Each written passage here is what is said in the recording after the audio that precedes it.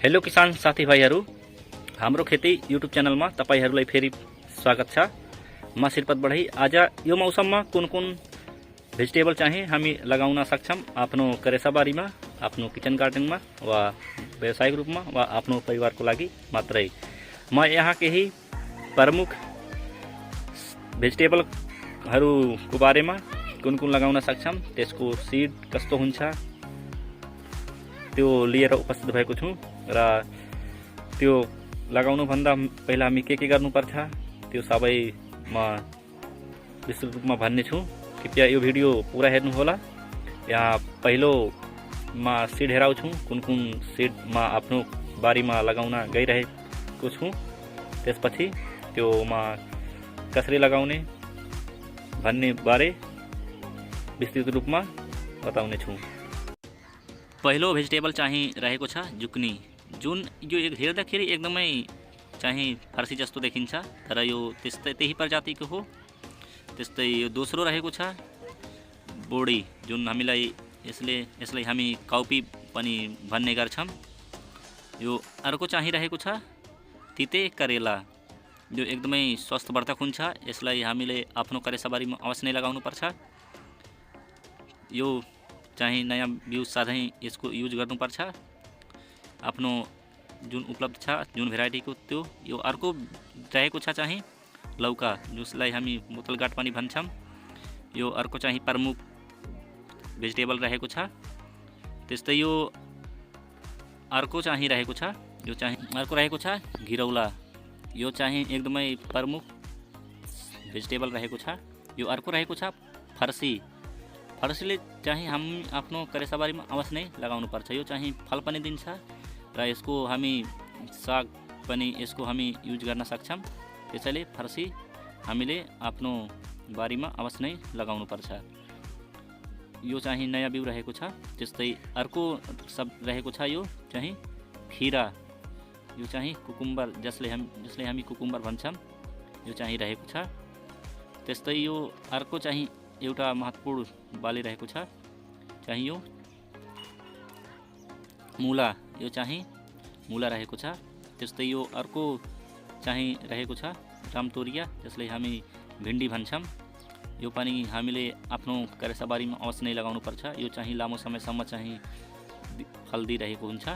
त्यस्तै यो अर्को चाहिँ रहेको छ हामी साग, लिफी भेजिटेबल साग। यो चाहिँ रहेको छ सोवा पालक, जसलाई हामी भन्छौं। त्यस्तै यो अर्को यही प्रजातिको रहेको छ अर्को भेराइटी, यो पनि लिफी भेजिटेबल हो। त्यस्तै यो महत्त्वपूर्ण रहेको छ। यो जति भेजिटेबलका सिडहरू छन् भने यो सबैले हामी चाहिँ एउटा यो पानीमा चाहिँ कम्तीमा 6-7 घण्टा चाहिँ भिजाउनु पर्छ। जस्तै यहाँ म आफ्नो सबै सिडलाई यहाँ भिजाएको छु। त्यस्तै भिजाउने यो चाहिँ कोरिएन्डर धनिया रहेको छ अर्को, यसलाई पनि भिजाउने। त्यस्तै यो भिजाइसकेपछि हामीले यसलाई छान्ने। भिडियोको सुरुमा नै साथीहरुमा तपाईहरुलाई कुन कुन सिड भनेर हेराइसकेको छु। यहाँ म अहिले त्यो सिडलाई पानीमा भिजाएर त्यसलाई छानेर राखिसकेको छु। यहाँ हेर्न सक्नुहुन्छ। म यसलाई अब सोइङ गर्न गइरहेको छु।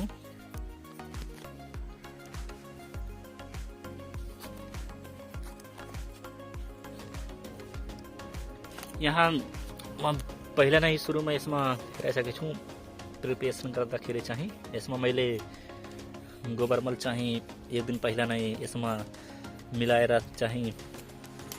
मिलाइदिएछु। यसमा गोबर मल जुन चाहिँ एकदमै सडेको थियो, लगभग कम्तीमा 3-4 महिना पुरानो थियो हाम्रो। त्यसमा म अहिले लगाउन गइरहेको छु। यहाँ यसमा मोइस्चर चाहिँ नमी चाहिँ एकदमै राम्रो छ।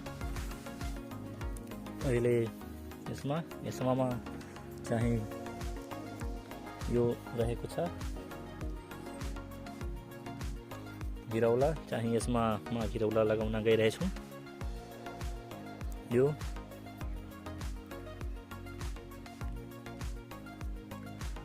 यसमा यहाँ हेर्न सक्नुहुन्छ यो घिरौला लगाउँदाखेरि चाहिँ यस्तो राम्रोसँग प्रयोग गर्दाखेरि यो चाहिँ जुन हुन्छ यो हेर्न सक्नुहुन्छ। यो चाहिँ यो माथि गर्ने अनि यो त्यस्तै लगाउनु पर्छ यसमा।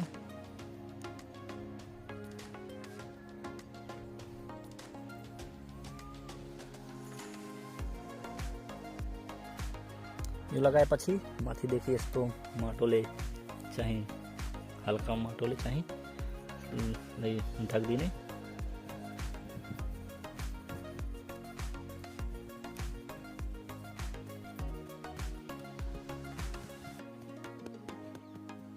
अर्कोमा यहाँ चाहिँ साथीहरू एक टबमा लगाइसकेँ, एउटा अर्कोमा यहाँ सब्जी लगाउन गइरहेछु जुन रहेको छ। यहाँ हेर्न सक्नुहुन्छ लौकी, जुनलाई लौका या लौकी भन्छन्।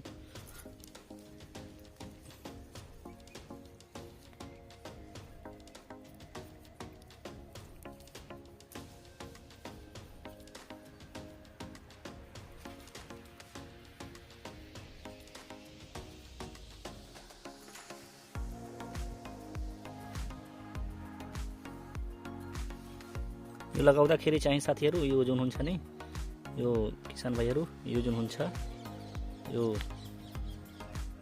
लौकी लगाउँदाखेरि यो हेर्न सक्नुहुन्छ। यहाँ यो जुन पतलो हुन्छ त्यो चाहिँ माथि गर्ने अनि यस्तो लगाउनु पर्छ।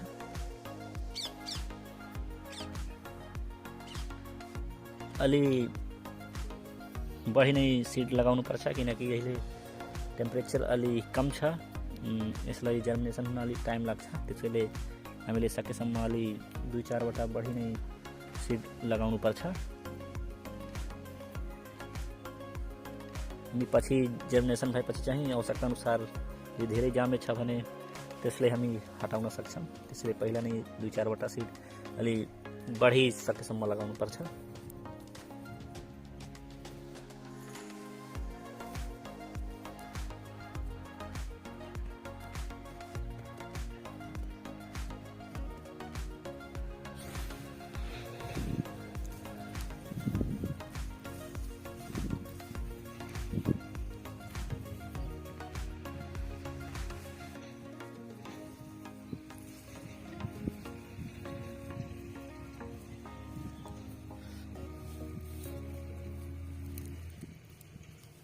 यो हेर्न सक्नुहुन्छ साथीहरू, यहाँ मेरोमा जुन ठुलो ठुलो ढेला थियो त्यसलाई म निकालेर अलि फालिदिएँ। यहाँ अलि मसिनो जुन छ त्यो हामी यहाँ लगाउँछौँ, सिड राख्छौँ।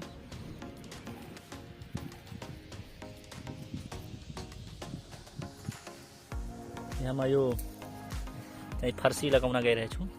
फर्सीको सिड हेर्न सक्नुहुन्छ यहाँ।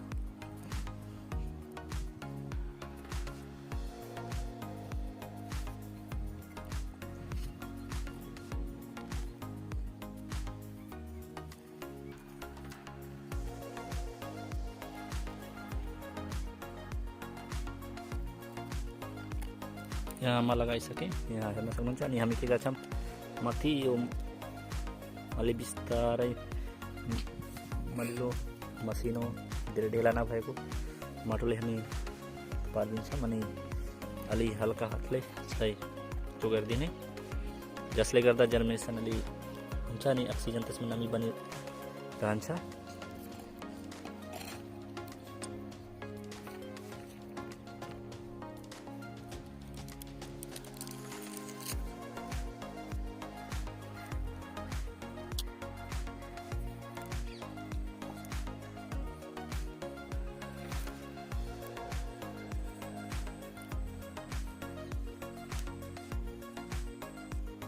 यो अर्को चाहिँ सब्जी रहेको छ यहाँ तेते करेला जुन लगाइरहेछु हेर्न सक्नुहुन्छ। यो लगाउँदाखेरि चाहिँ यो जुन टुप्पो छ भने यो माथि गर्ने, यो टुप्पोवाला भाग माथि गर्ने, यस्तो यो जुन छ यो माथि गर्ने, यस्तो लगाउनु पर्छ। यसरी यस्तै लगाएपछि माथिबाट चाहिँ माटोले पुर्दिने, माटोले पुरेपछि यस्तो अलि बिस्तारै तो गरिदिने, अलि त्यसमा नमी बनिरहन्छ, मोइस्चर चाहिँ। यो अर्को चाहिँ अर्को त्यो त म लगाइसकेँ। अब अर्को मेरो 2-3वटा लास्ट रहेको छ। यसमा म चाहिँ काँक्रो लगाउँछु। यसमा हेर्न सक्नुहुन्छ एकदमै राम्रो मोइस्चर छ। यसमा कुनै त्यस्तो छैन कि मोइस्चरको कमी छ या मोइस्चर धेरै छ। यसमा म पहिला नै कम्पोस्ट मल जुन गोबर मल हुन्छ या फैयम म यसमा हालेर एक दिन पहिला नै यसमा म मिलाइदिए थिएँ। अब यसमा जुन अलि ठुलो ठुलो छ म निकालिदिन्छु। यो निकालेपछि चाहिँ अलि राम्रो भइहाल्छ। यो निकालिसकेपछि यसमा अब यो रेडी भइसक्यो यस्तो।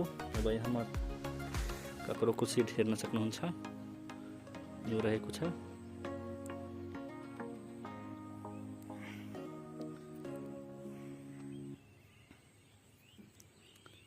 काँक्रो लगाउँदाखेरि चाहिँ यसमा पनि यो जुन अलिक पातलो हुन्छ त्यो माथि गर्ने त्यो लगाउनु पर्छ। लगाएपछि यस्तो एकदमै बिस्तारै हल्का माटोले चाहिँ कुनै पनि सब्जी लगाउँदाखेरि चाहिँ तरकारी लगाउँदाखेरि चाहिँ पुरिदिनुपर्छ। यस्तो यस्तो त्यसपछि अलि बिस्तारै हातले त्यो बनाइदिने। अर्कोमा पनि त्यही नै लगाउने छु।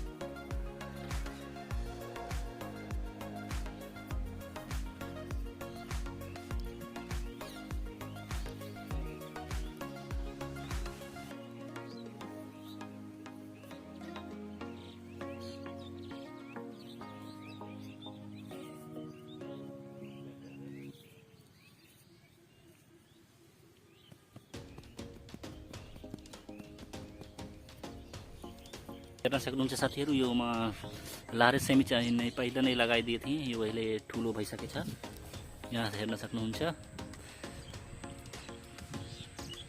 हुन्छ साथीहरू, यो म पहिलादेखि नै यसमा चिली खुर्सानी चाहिँ म लगाइसकेको छु। यो म खुर्सानीको बीचमा चाहिँ यो भिन्डी लगाउने छु, सिड रहेको छ। यदि तपाईहरू पनि यदि आफ्नो खेतमा खुर्सानी लगाउनु भएको छ भने त्यसको बीचमा चाहिँ यो भिन्डीलाई लगाउन सक्नुहुन्छ, किनकि यो जुन खुर्सानी हुन्छ अलि छिटो तयार हुन्छ। यो धान लगाउने बेलामा चाहिँ यसले यो हार्भेस्ट भइहाल्छ खुर्सानी। अनि भिन्डी जुन हुन्छ त्यो चाहिँ धान फुट्ने बेलासम्म पनि बच्न सक्छ यदि हामी त्यसको राम्रोसँग व्यवस्थापन गरेको छौँ भने। त्यसैले यो हामीलाई यदि धेरै मात्रामा लगाउनु छ भने छुट्टै लगाउनु, तर यदि आफ्नो घरको लागि मात्रै लगाउनुहुन्छ भने यो यसको बिचमा लगाए पनि हुन्छ, त्यतिले चाहिँ पुगिहाल्छ यदि 7-8 जनाको फ्यामिली छ भने।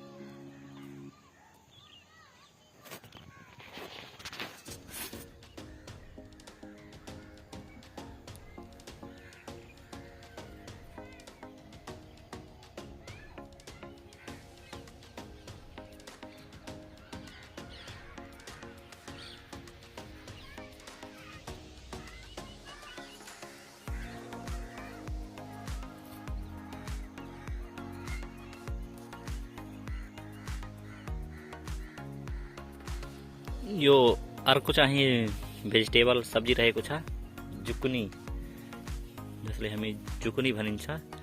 यो एकदमै यसको बोट फर्सी जस्तै हुन्छ, तर यो सुरुदेखि नै एकदम अलि लामो पतलो फर्छ। हेर्नुहोस्, यो जुकुनीको सिड यो रहेको छ, एकदमै त्यस्तै फर्सी जस्तै छ एकदमै। यो चाहिँ जुकुनी, यो म लगाइरहेको छु आफ्नो खेतमा।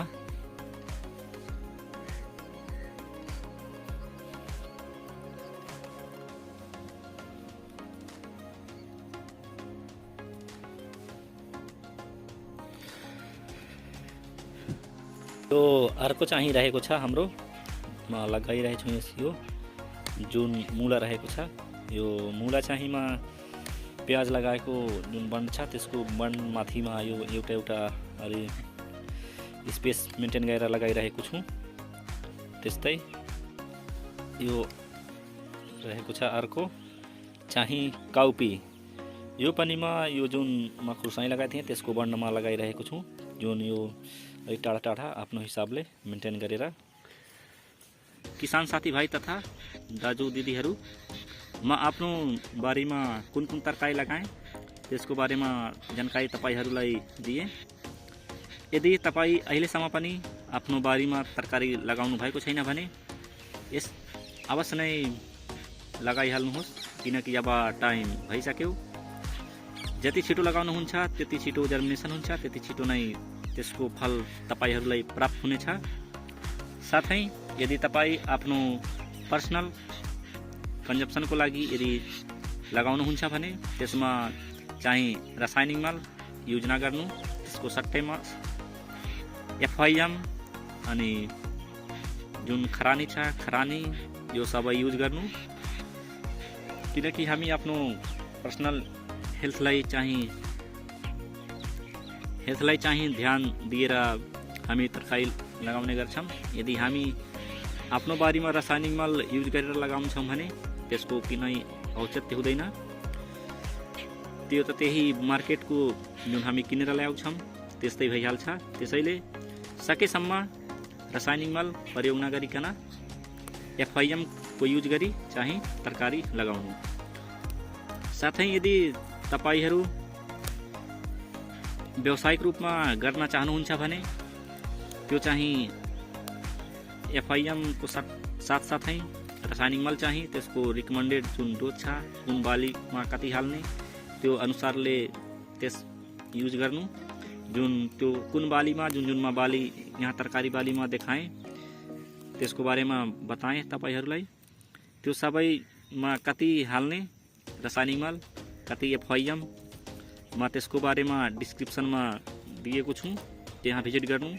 यदि त्यहाँबाट बुझ्न सक्नुहुन्न भने म आफ्नो टेलिग्राम, मेसेन्जर अनि व्हाट्सएपको जुन हाम्रो छ मेरो पर्सनल व्हाट्सएप अनि ग्रुपको म त्यसमा लिङ्क दिएको छु, त्यहाँ तपाईँ मसँग सम्पर्क गर्न सक्नुहुन्छ।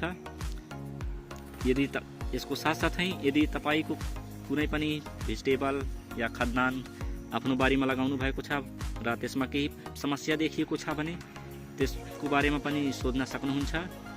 म त्यसको बारेमा त्यसको जुन प्रब्लम छ त्यसको म समाधान अवश्य नै तपाईहरूलाई दिनेछु।